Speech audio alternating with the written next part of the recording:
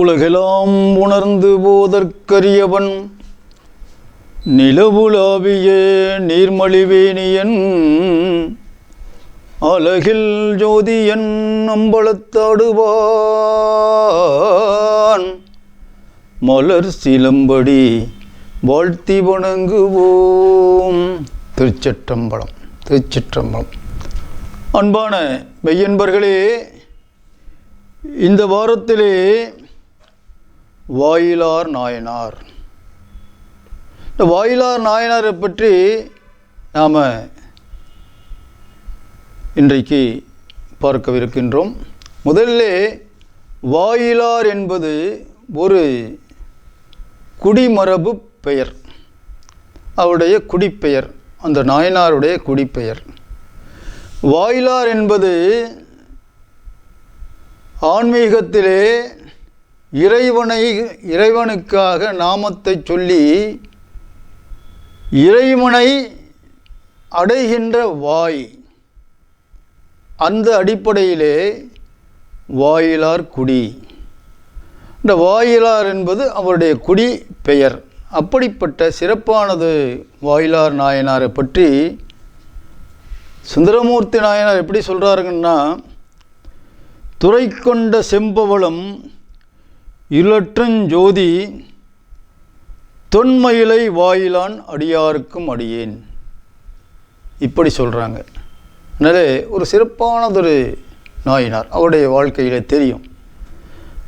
தொண்டை நாட்டிலே சிறந்த வளங்கள், அந்த சிறந்த வளங்கள் நிறைந்ததும் வாய்மையின் சிறந்த பெருங்குடி மக்கள் வழி வழியாக பெரும் செல்வத்துடன்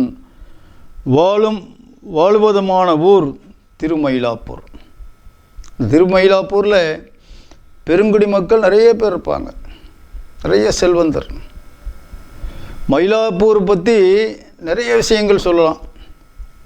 மயிலாப்பூரில் திருஞான சம்பந்த சுவாமிகள் வந்து தங்கி பலவிதமான பக்தருடைய துன்பத்தை எல்லாம் நீக்கி அருள்பாலித்தவர். இப்படி மயிலாப்பூர் கபாலீஸ்வரரை பற்றி, அந்த அம்மையாரை பற்றி மிக சிறப்பாக சொல்வார். எத்தனையோ விதமான பதிகங்கள் இருக்கின்றது. அதே பார்த்திங்கன்னா நம்முடைய டி.எம். சௌந்தரராஜன் ஐயா கூட மயிலாப்பூரை பற்றி பாடியிருக்காங்க. பற்பலரும் போற்றும் திருமயிலாப்பூரியில் பற்பலரும் போற்றும் திருமயிலாப்பதியில் அப்படின்னு சிற்பம் நிறைந்த பெரும் சிங்கார கோயில் கொண்ட சிற்றம் நிறைந்த திரு சிங்கார கோயில் கொண்ட கற்பகவல்லினின் பொற்பதங்கள் துதித்தேன் நற்கதி அருள்வாயம்மா. அந்த மயிலாப்பூர் அம்பாளை மேலே அவ்வளவு சிறப்பாக அந்த சுவாமி மேலே அம்பாள் மேலே பாடுறாங்க. இப்படி மயிலாப்பூரை பற்றி நிறைய சொல்ல முடியும். அந்த அளவுக்கு சிறப்பான சென்னை மாநகரத்தில் மயிலாப்பூர் ஒரு சிறப்பான ஒரு 63 நாயன்மார்களுடைய அந்த பட்டின பிரவேசம் அழைத்து கொண்டிருந்த ஒரு பெருவிழா நடக்கின்ற பகுதி திருவெற்றூர் மயிலாப்பூர் பகுதி. இந்த மயிலாப்பூர் பகுதி கடலுக்கு அருகாமையில் இருக்கின்ற பகுதி. ஆகையினாலே வெளிநாடுகள் அயல்நாடுகளிலிருந்து வருகின்ற அந்த சிறப்பானதொரு யானை குஞ்சுகளும் எருமை குஞ்சுகளும் இப்படி பலவாக அயல்நாட்டிலிருந்து அங்கே வரும். அது மட்டுமல்லாமல் மயிலாப்பூர் பகுதி பார்த்திங்கன்னா அப்படியே தேரோடும் வீதி மீதி அழகானதொரு வீதிகள். அங்கே இருக்கின்ற மாந்தர்கள் அந்த மயிலாப்பூர் வருவதும் போவதும் பார்த்தா அப்படி சிறப்பாக அலங்கரித்து அப்படியே லட்சுமி கடாட்சத்தோடு வருவாங்க, சக்தி கடாட்சத்தோடு வருவாங்க. சரஸ்வதி, அந்த சரஸ்வதியுடைய கலை அவங்களுடைய முகத்தில் இருக்கும். அப்படிப்பட்ட பக்தர்கள் இருக்கின்ற பகுதி மயிலாப்பூர் பகுதி. அந்த பகுதியிலே வேளாளர் குலத்திலே வாயிலார் எனும் ஒரு பெரியார் வாழ்ந்து வந்தார். அவர் பழமையான குடியுரிமை அந்த குடியிலே சிறப்புற்று வாழ்ந்து வருவோர் வாயிலார். சிவபெருமானுக்கு திருத்தொண்டு செய்வதற்காக பெரும் விருப்பு என்பது ஆத்மார்த்தமாக கொண்டவர். சில பேருடைய பக்தி வெளிப்பாடாக இருக்கும், சில பேருடைய பக்தி ஆத்மார்த்தமாக இருக்கும். ரெண்டுமே பக்தி தான், ஒவ்வொருத்தருடைய மனதை பொறுத்து. அதனால் வாயிலாருடைய பக்தி ஆத்மார்த்தமாக இருக்கும். இப்படி தான் வாழ்ந்து கொண்டே வர்ற நேரத்திலே இந்த மனத்திலே கோயில் அமைப்பதுன்னு சொல்லுவாங்க. பூசலார் நாயனாரை பற்றி சொல்லுவாங்க, உள்ளத்திலே கோயில். அப்படி இவர் மறவாமையாகிய கருவினால் அமைந்த மனமாகிய கோயிலில், இந்த மனசு தான் கோயில், சிவபெருமானை எழுந்தரச் செய்தார். மனசில் கோயில், உள்ளத்திலே கோயில், ஆத்மார்த்தமான பக்தி. உள்ளத்திலே பார்த்தீங்கன்னா சிவபெருமான் இருக்கார், கோயிலில் சிவபெருமான். இப்படி அவர் வாழ்ந்துக்கிட்டு அப்படி ஒரு பிரதிஷ்டைன்னு செய்வாங்க இல்லையா, சொல்லுவாங்க இல்லையா, அந்த சிவலிங்க பிரதிஷ்டை மனதுக்குள்ளே செய்தார். அர்ச்சிக்கிறார், தியானம் செய்கிறார். சித்தர் பாட்டு போல, உள்ளம் பெரும் கோயில், சித்தர்கள் பாட்டு. உள்ளம் பெரும் கோயில் ஊன் உடம்பு ஆலயம், வள்ளல் பிரானுக்கு வாய் கோபுரவாசல். இந்த வாய் இருக்க அதான் கோபுரவாசல். வள்ளல் பிரானுக்கு வாய் கோபுரவாசல், தெள்ளத் தெளிந்தாருக்கு ஜீவன் சிவலிங்கம். அதாவது நம்முடைய உயிர் இருக்கிறதே, ஜீவன் இருக்கிறதே, இந்த தெளிந்தவர்களுக்கு, ஆன்மீகத்திலே ரொம்ப ரொம்ப ஈடுபாடு இருந்து கற்றறிந்தவர்கள் சொல்லுவாங்க இல்லையா, அந்த மாதிரி ஆன்மீகத்திலே தேர்ந்தவருக்கு, தெள்ளத் தெளிந்தாருக்கு ஜீவல் சிவலிங்கம், கள்ளப்புலனைந்தும் காளா மணிவிளக்கே. இப்படி வாயிலார் நாயனார் அப்படியே அர்ச்சனை பண்ணிக்கிட்டே இருக்கார். அப்பெருமானை உணர்கின்ற ஞானமெனும் சுடர் விளக்கை ஏற்றி வைத்து பேரானந்தம் என்ற திருமஞ்சனம் மாட்டி மிக சிறப்பான வகையிலே அர்ச்சித்து பாடி பரவசமடைகிறார். அதுபோன்ற அன்பு என்ற திருவமதை அமைத்து அர்ச்சனை செய்து, அர்ச்சனை எப்படின்னா அன்பாலே அர்ச்சனை, அச்சுதாயனமா அனந்தாயனமா கோவிந்தா அது இல்லை, அன்பாலே அர்ச்சனை.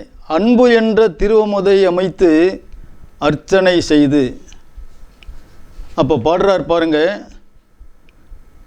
சலம் பூவோடு தூபம் மறந்து அறியேன், தமிழோடு இசைப்பாடல் மறந்து அறியேன், நலம் தீங்கிலும் உன்னை மறந்து அறியேன், உன் நாமம் என்னாவில் மறந்து அறியேன். அதாவது இதில் என்ன ஒரு 4 வரியில் என்னன்னா, அந்த ஒரு பூஜைன்னு சொன்னால் தீர்த்தம் இருக்கணும், தண்ணீர், இந்த புனிதமான சுத்தமான தண்ணீர். இந்த தண்ணீரோடும் பூவோடும் தூபத்தோடும் தான் பூஜை செய்ய முடியும். அந்த தண்ணீரும் பூவும் தூபமும் மனசிலே இருக்கு, மனசால செய்கிறார். தமிழோடு இசைப்பாடல் மறந்து அறியேன். தமிழ்னா இசை, சிறப்பானது. கற்பக வள்ளி பாடினேன் இல்லையா, அந்த மாதிரி நமச்சிவாய வாழ்க, நாதன் தாழ் வாழ்க, இசை கேட்டால் அப்படிங்கெல்லாம் பாட்டு இருக்குது. இப்படி இசையாலே தமிழில் பார்த்தீங்கன்னா, கோயிலில் பார்த்தீங்கன்னா நாதஸ்வர வித்வான்கள் இசை இல்லாமல் இல்லை. அதே மாதிரி அர்ச்சகர்கள் அர்ச்சனை பண்ணிக்கொண்டு அந்த அர்ச்சனையை இசை வடிவமாக செய்வார்கள். அச்சுதாய நம, அனந்தாய நம, கோவிந்தாய நம, இப்படி சிவபெருமானை பற்றி பாடும் பொழுதும் இப்படி உன் நாமம் என் நாவில் மறந்து அறியேன். எப்போ பார்த்தாலும் உள்ளத்திலே கோயில் இருக்குது, சிவபெருமான் இருக்கார், நாமத்துக்கு பஞ்சம் என்ன? அப்படியே நாமத்தை சொல்கிறார், தூபத்தை காட்டுறார், தீபத்தை காட்டுறார், அப்படியே வாசனை புஷ்பங்களை அணிவிக்கிறார். இப்படி பன்னெடுங்காலம் அவருடைய மனத்திலே செய்த பூஜையினாலே சிவபெருமானை பன்னெடுங்காலம் வழிபட்டு அன்போடு இடையராது வழிபட்டு கொண்டே வந்தார். அதான் வேலை. ஒரு வார்த்தை சொல்லுவாங்க, உண்ணும் உணவிலும் உடுத்தும் உடையிலும் இறைவன் நாமந்தான். உண்ணும் பொழுது இறைவன் நாமந்தான், உடுத்தும் பொழுது இறைவன் நாமந்தான். அந்த வீட்டை அமைக்கும் அந்த வீட்டை சுத்தம் செய்யும் பொழுது இறைவன் நாமந்தான். அப்படி பன்னெடுங்காலம் தொடர்ந்து ஜெபித்ததின் பயனாக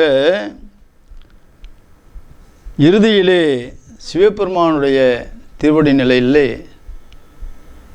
அமரச் செய்தார். திருக்கைலாய மலைன்னு சொல்லுவாங்க. அந்த மலைக்கு பேரானந்தமாக சிவபெருமான் அவரை அருள் கொடுத்து அழைத்து செல்கின்றார். ஆனந்தமாக அற்புதமாக அந்த ஆனந்த தாண்டவத்தை பார்த்த வண்ணமே கற்பனையிலே இந்த மனத்தினாலே கோயில் கட்டியிருக்கார் இல்லையா, அவர் அப்படியே ஜீவஸ்வரூபமாக அப்படியே அழைச்சிட்டு போகிறார் சிவபெருமான். இந்த வகையிலே வாயிலார் நாயனுடைய அந்த வரலாற்றை நிறைவு செய்கிறேன். நன்றி, வணக்கம். வான்முகில் வளாது பெய்க மதிவளம் சூரக்க மன்னன் கோன்முறை அரசு செய்க குறைவிலாதுயிர்கள் வாழ்க நான்மறை அறங்கள் ஓங்க நற்றவம் வேள்வி மல்க மேன்மைக்குள் சைவ நீதி விளங்குக உலகம் எல்லாம். திருச்சிற்றம்பலம். திருச்சிற்றம்பலம். அனைவருக்கும் வணக்கம். அடுத்ததொரு சிவனடியாருடைய வரலாற்றிலே நாம் அனைவரும் சந்திப்போமாக. அதுவரைக்கும் நன்றி, வணக்கம்.